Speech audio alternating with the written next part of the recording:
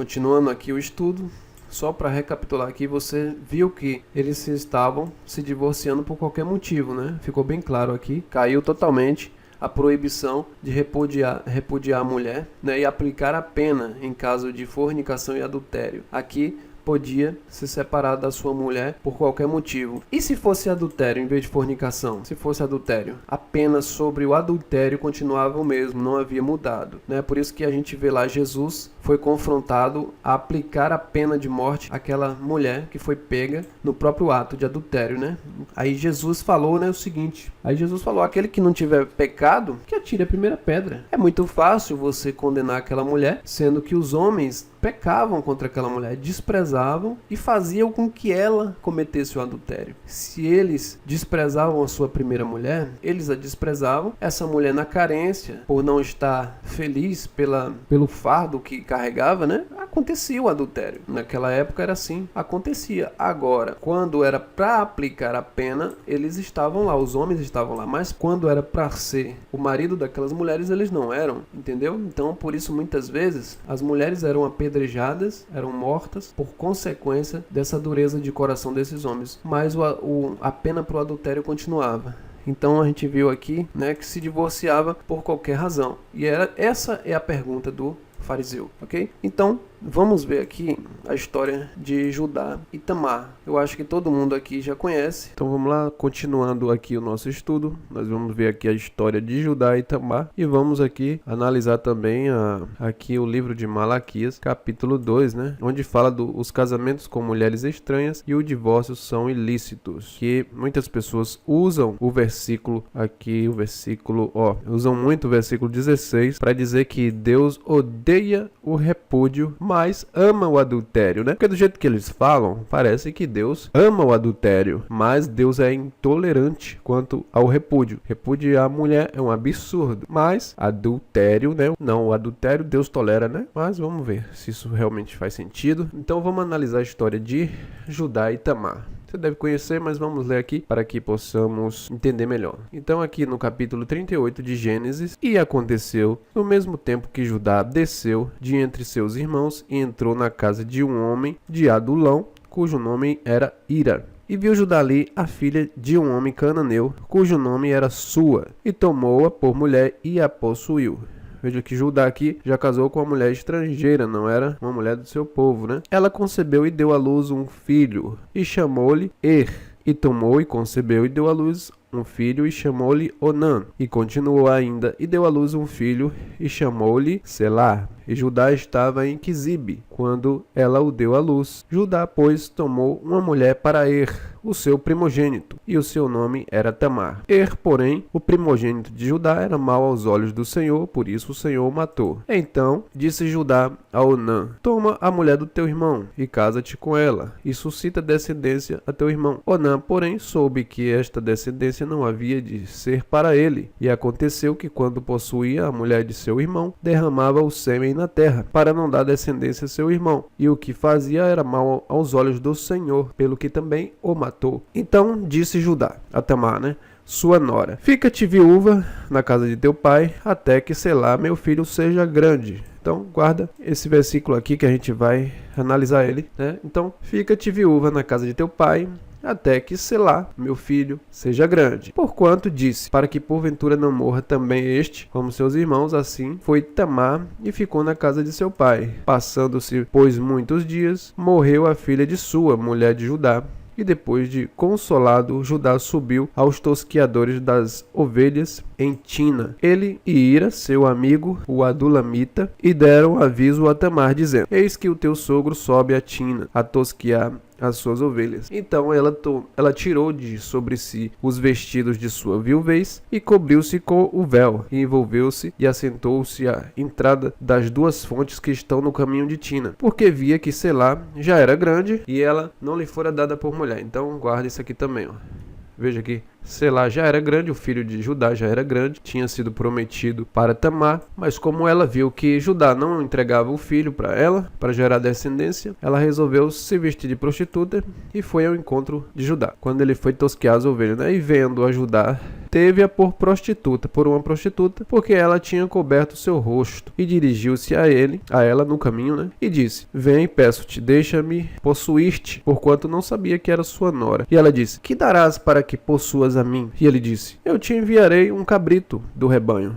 E ela disse: dar-me-ás penhor até que o envies? Então disse ele: que penhor é que te darei? E ela disse: o teu selo, o teu cordão e o cajado que está na tua mão. O que ele lhe deu, e possuiu-a. E ela concebeu dele. E ela se levantou e se foi e tirou de sobre si o seu véu e vestiu os vestidos da sua viuvez. E Judá enviou o cabrito por mão do seu amigo, o adulamita, para tomar o penhor da mão da mulher, porém não a achou. E perguntou aos homens daquele lugar, dizendo: onde está a prostituta que estava no caminho junto às duas fontes? E disseram: aqui não esteve prostituta alguma. E tornou-se a Judá e disse: não a achei. E também disseram os homens daquele lugar: aqui não esteve prostituta. Então disse Judá: deixai-a ficar com o penhor, para que porventura não caiamos em desprezo. Eis que tenho enviado este cabrito, mas tu não o achaste. E aconteceu que quase 3 meses depois deram aviso a Judá, dizendo: olha só, Tamar, sua nora, adulterou. É o que eu venho falando da dureza do coração, né? Então eles já acusaram aqui Tamar de haver adulterado. E eis que está grávida do adultério. Então disse Judá: tirai-a para que seja queimada. E tirando-a fora, ela mandou dizer a seu sogro: do homem de quem são estas coisas eu concebi. E ela disse mais: conhece, peço-te, de quem é este selo e este cordão e este cajado. E conheceu-os Judá e disse: mais justa é ela do que eu, porquanto não a tenho dado selar meu filho, e nunca mais a conheceu. Nunca mais tiveram relações sexuais. Vamos analisar aqui. Veja só o que Judá fez com essa moça, né? O primeiro marido morreu, o outro irmão desse rapaz assumiu essa moça, mas quando ele tinha relações com ela, ele deixava derramar o sêmen na terra para não dar descendência a seu irmão, pelo que Deus não se agradou do que ele estava fazendo e também o matou. Então Judá prometeu esse filho mais novo, mas como ele não tinha idade, não entregou logo, e também se demorou a fazer isso porque temia que o menino morresse também. Ele achava que o problema era a mulher, os filhos dele, né, que eram maus aos olhos do Senhor. Então a culpa fica sempre para a mulher. Nessa cultura, nessa questão aqui, não sou, muitos podem achar que eu defendo pautas feministas, não é esse o caso, não defendo esse tipo de coisa. Acho que cristão não deve defender pautas feministas, mas é exatamente isso que acontecia, né? Então, veja na condição que Judá deixou esta mulher. Ela voltou para a casa dos seus pais, né? Ficou lá com as suas vestes de viuvez, se guardou, né? Mas chegou o tempo em que, se ela era grande o suficiente para assumi-la, ele não entregou. Então ela teve essa ideia, já que Judá não entregava o rapaz. Então é isso que eu estou tentando explicar, né? Essa mulher, Tamar, ficou aqui isolada. Ela não podia ter outro homem, porque ela estava prometida a esse rapaz, a selar. No caso, desposada, né? Então era como uma espécie de noivado ali. Só que como Judá não cumpria com o prometido, deixando ela sem alternativa, ela foi esperta. Em vez de se ajeitar com qualquer um, se ajeitou com alguém da própria descendência. Fazendo isso, ela geraria descendência a Judá. Ela estaria gerando descendência ao filho de Judá, porque são parentes aqui. É relacionamento entre parentes, né? Então, Judá, cheio de direito, de repente, acusam Tamar de ter adulterado. E o que acontece, né? E está grávida do adultério. E aí vem o Judá, cheio de direito. Aí ele não olhou aos pecados que tinham cometido com esta mulher, né? Ele não olhou para os pecados dele, né?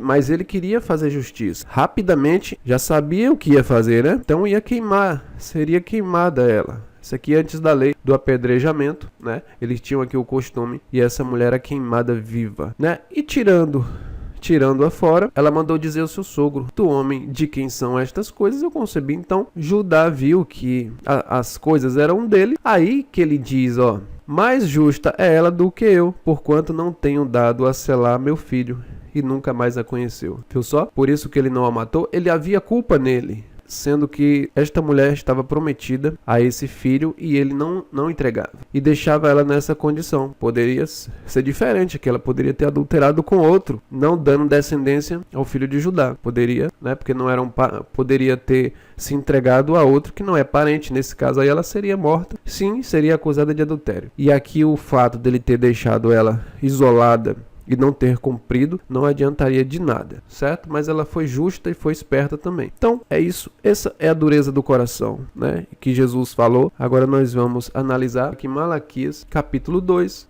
do versículo 11 em diante. Então aqui diz, né, no versículo 11 diz: Judá tem sido desleal, abominação se cometeu em Israel e em Jerusalém, porque Judá profanou o santuário do Senhor, o qual ele ama, e se casou com a filha de um deus estranho.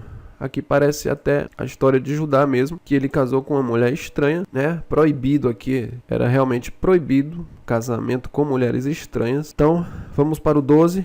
O Senhor destruirá das tendas de Jacó o homem que fizer isto, o que vela e o que responde e o que apresenta uma oferta ao Senhor dos Exércitos. Ainda fazeis isto outra vez, cobrindo o altar do Senhor de lágrimas, com choro e com gemidos, de sorte que ele não olha mais para a oferta, nem aceitará com prazer da vossa mão. E dizeis, por quê? Porque o Senhor foi testemunha entre ti e a mulher da sua mocidade, com a qual tu foste desleal, sendo ela a tua companheira, a mulher da tua aliança, no caso de Judá aqui, sendo Tamar a mulher da mocidade do seu filho, né? Ele negou o direito a ela, né? Então ele foi desleal, sendo ela companheira, né? E a mulher da tua aliança. Ela se guardou até o segundo e esperou o terceiro. Ela não se prostituiu, ela não cometeu adultério e usou de inteligência para que fosse gerado a descendência para o seu primeiro marido, né? E aqui continua, e não fez ele somente um, ainda que lhe sobrava o espírito, e porque somente um ele buscava uma descendência para Deus. Portanto, guardai-vos em vosso espírito, ninguém seja infiel com a mulher da sua mocidade. Veja que aqui Malaquias está profetizando, está repreendendo os sacerdotes, né? Se você voltar aqui,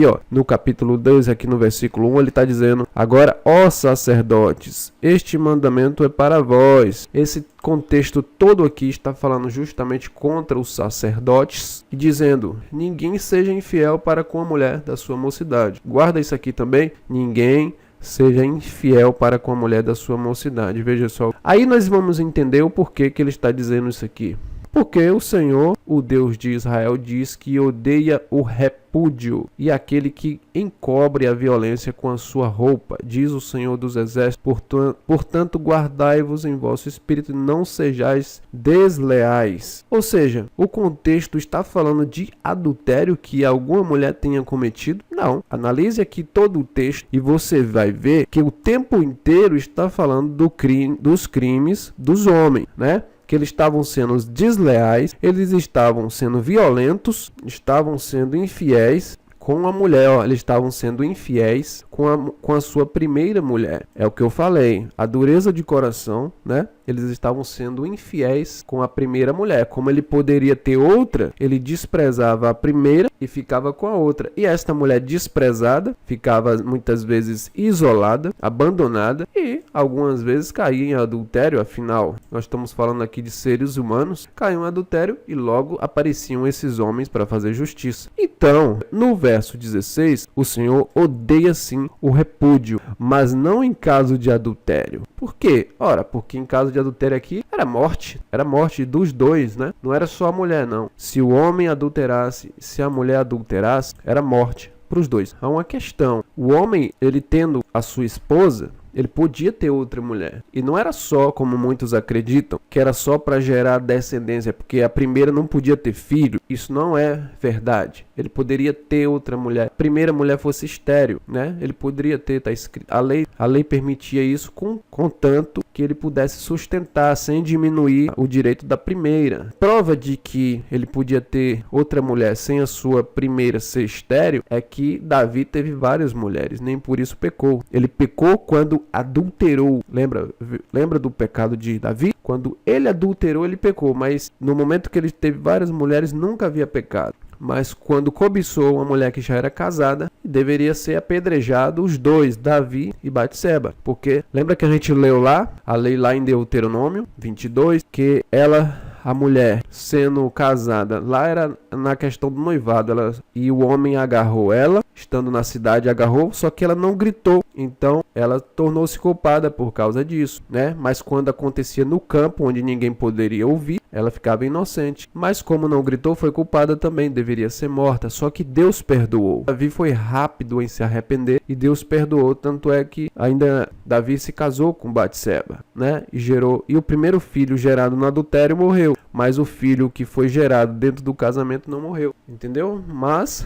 aqui que fique claro aqui que este odeia o repúdio, ele não está falando em relação quando há adultério. Quando havia adultério, o homem estava no direito dele e não repudiava. Não existia repúdio para adultério, não existia carta de divórcio para adultério. Por quê? Porque a pena do adultério era morte. Você duvida? Então vamos lá. Pena do adultério, ó, Levítico 20:10. Vamos abrir aqui, Levítico 20, no verso 10. Ó. Aqui, ó. Também o homem que adulterar com a mulher de outro, havendo adulterado com a mulher do seu próximo, certamente morrerá. O adúltero e a adúltera, ambos serão apedrejados aqui, ó. Pena do adultério. Se Deus odeia o repúdio, é porque não é em caso de adultério, porque o mesmo que diz que odeia o repúdio, o divórcio, é o mesmo que disse a pena do adultério, é o mesmo que odeia o adultério também. Então, é a nossa cultura que já está nos mudando a nossa mentalidade, a nossa cultura que faz do adultério algo banal, algo engraçado, né? Você vê que programas de humor, esses programas mundanos de humor, principalmente de uma emissora aí muito grande, né? Que todo mundo sabe quem é, não precisa eu falar. Usa esses programas de humor em que há muito adultério, o ser corno é uma coisa engraçada, só que muitas das vezes é trágico, né? O adultério se torna uma coisa trágica, né? Porque muitas vezes o marido enciumado acaba matando, né? Então, para finalizar aí, ficamos bem claro aí. Então, não tem nada a ver a questão do repúdio ali, que Deus odeia o repúdio. Sim, Deus odeia o repúdio e odeia também o adultério. Tanto é que a pena para o adultério é a morte. Hoje mudou? Hoje mudou só a questão da morte, da pena de morte, tá? Mas o adultério continua sendo abominável, tanto no Velho Testamento quanto no Novo. Isso aqui Paulo nem menciona, cara. É tão inadmissível dentro da igreja de Deus que Paulo nem menciona essa questão do adultério, né? Que nós vamos também discutir as falas de Paulo em relação ao casamento. Ele nem deu instruções a respeito do adultério. Por quê? Porque isso aqui não era nem para ser mencionado dentro do povo de Deus. Mas eu vou explicar lá, a gente fica para um próximo vídeo. Então, ficou claro aqui que não tinha condições, né, desse ódio. Tanto é, né, cai por terra de uma vez que essa questão do ódio, quando alguém falar que Deus odeia o repúdio, então você diga que ele também odeia o adultério. Não muda isso tudo no Velho Testamento, ó. Não mudou nada a respeito disso. Adultério não se discutia, tanto do homem quanto da mulher adulterava, a pena era aplicada, coisa que os homens, os sacerdotes não estavam fazendo. Por isso que Malaquias estava repreendendo os sacerdotes, que eles não aplicavam a lei, eles aplicavam quando era a mulher. Aí eles queriam fazer justiça, mas quando o homem estava totalmente errado, eles não, e faziam ofertas, choravam no altar, vinha com as suas ofertas, mas Deus não se agradava mais das suas ofertas, porque era hipocrisia pura. Eles não cumpriam a lei e vinham com as ofertas, como se nada tivesse acontecendo, né? Então é isso, vamos apenas aqui, ó. O casamento do sacerdote, havia uma diferença na questão do casamento dos sacerdotes. Vamos lá, só para os sacerdotes, né? Havia uma diferença nessa questão de casamento, só para ficar aqui ressaltado, né? Aqui ó, no 21:7, só avançar aqui. No 21, capítulo 21, ó, lei acerca dos sacerdotes. Aqui, o sacerdote, ele não podia tomar a mulher prostituta ou desonrada. A mulher que foi desonrada foi, ainda que ela não quisesse, ela foi tirada a virgindade dela. O sacerdote não podia tomar uma mulher assim, nem tomarão mulher repudiada, ó. Aí sim, o sacerdote, ok? Não podia tomar a mulher repudiada de seu marido, pois santo é a seu Deus, ó. Ele não podia. E por que aqui mulher repudiada de seu marido? É aquele caso lá, né, que o homem casava com a moça, constatava que ela não era mais virgem e ele a repudiava, né? Ela não podia tomar, porque em caso de fornicação já não podia mais apedrejá-la, né? E assim, nos versículos seguintes que a gente leu lá em Levítico, a gente vê que o divórcio, o repúdio, a carta de divórcio era entregue por qualquer motivo, já não existia mais um critério para que se pudesse dar uma carta de divórcio. Então, o sacerdote ele só podia o quê? ele tomará por esposa uma mulher na sua virgindade, ó. O sacerdote só podia tomar mulher virgem, então ele não podia nem tomar mulher viúva, ou repudiada, ou desonrada, ou prostituta. Estas não tomará, mas virgem do seu povo tomará por mulher. Ó. Nem estrangeiro ele poderia, nem uma virgem estrangeira ele podia tomar. Tinha que ser virgem e do próprio povo. Beleza?